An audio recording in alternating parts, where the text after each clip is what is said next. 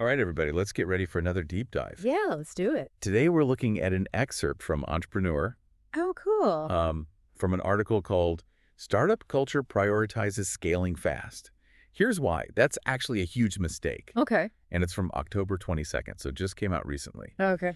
And so this is going to be interesting because, our listeners are very interested in the startup world. Of course. Yeah. So we're going to look at, this interesting perspective about, Yeah.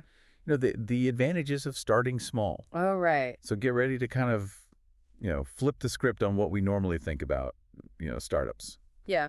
Definitely challenge some common assumptions there. Exactly. Yeah, it's interesting, this whole, I guess, obsession with scaling fast Oh, yeah. in startup culture. It's Yeah. like, go big or go home. Right. Get those big valuations right away. Right. Hire massive teams. Oh, yeah, we got to be a unicorn immediately. Immediately. Yeah, you've probably seen this. It's everywhere. Yeah, it's in every movie, every TV show about startups. Yeah, exactly. They're starting in the garage, and then the next day they're in a skyscraper. Yeah, they're like, ordering ping pong tables. Yeah, exactly. Like, oh, we're going public. Yeah, exactly. And then they're, driving their Lamborghinis around Silicon Valley or whatever. Totally.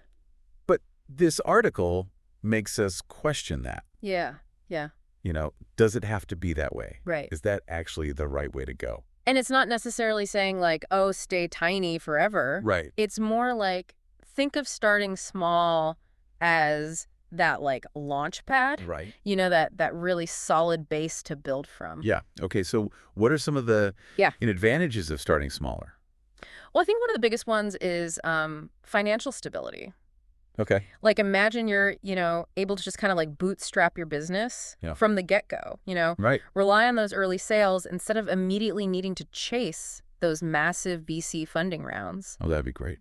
Yeah, that's going to give you so much more control.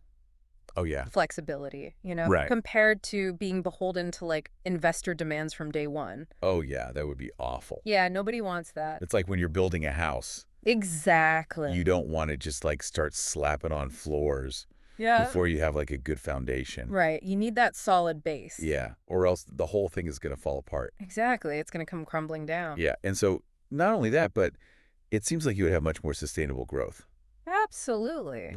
It's not going to be this rocket ship that explodes. Right. You can actually take your time. Yeah, you have that breathing room to, learn, adapt, expand in a much more controlled way. Instead of making all these really fast decisions. Right. Where you're like, oh, no, now we have to hire 50 people. Yeah, exactly. And what if those decisions turn out to be the wrong ones? Exactly. You're kind of stuck then. Yeah, it's like, how well-known companies started? Right. As this small little side project. Uh-huh. And they perfected their product, and then now they're this household name. Exactly. A perfect example. And so, they didn't start with this huge marketing budget and all this stuff. They focused on the core of their business. Yeah. Building that loyal customer base. Right. And it really paid off in the long run. Totally. So yeah, with all these benefits, you kind of got to wonder, why is this scale fast mentality? why is that the default? A default. Yeah. I don't know. I think there's definitely a cultural element to it. Yeah. That sense of urgency, Yeah. fear of missing out. So FOMO, exactly. this was becoming a unicorn. Yeah. And, there's that allure of the overnight success stories. Right. It's very sexy. Yeah, exactly. Oh, yeah, we started this company and then suddenly we were billionaires. Exactly. And the media, of course, loves to amplify those stories. Oh, totally. But, the truth is, that rapid scaling without that solid foundation, it can really lead to problems. Right. You see burnout, you see quality issues, Yeah. unsustainable growth. Yeah. And, even failure. A lot of these companies that scale too fast, Right. they end up just imploding. Right. And then they're gone just as quickly as they came. Yeah, exactly. A flash in the pan. And here's the interesting thing about this article. Okay. It's not written by some random commentator. Oh, really? It's written by Aytekin Tank, the founder of JotForm. Oh, wow. So he's not just talking about this stuff. He's actually done it. He's actually done it. Yeah. So he has, built JotForm into this massive success. Right. And he's done it by scaling gradually. Yeah. So this is advice from the trenches. Yeah, exactly. He's been there, he's done that. He's not just some professor at Harvard or whatever. Exactly. Who's oh, this is how you should do it. Right. This is real world experience. Yeah. This is real world. Yeah. And unfortunately, the rest of the article is behind a paywall. Oh, bummer. So we can't see like what his specific strategies are, Right. but I'm kind of Yeah, curious. I mean, just imagine the kind of stuff he's talking about, like the exact tactics he used Yeah. to kind of harness that smallness, Right. to build Jotform into what it is today.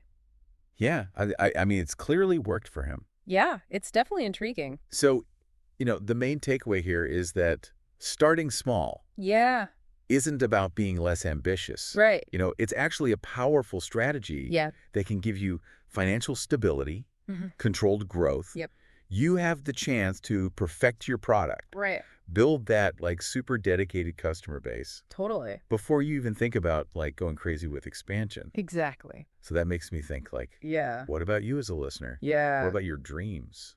Yeah, what are your big Yeah. aspirations? Think about those. Oh, yeah. Yeah. Embracing smallness, Yeah. at least initially, Right. actually help you achieve them. Yeah. It might go against what everybody else is saying, Right. but, But maybe they're wrong.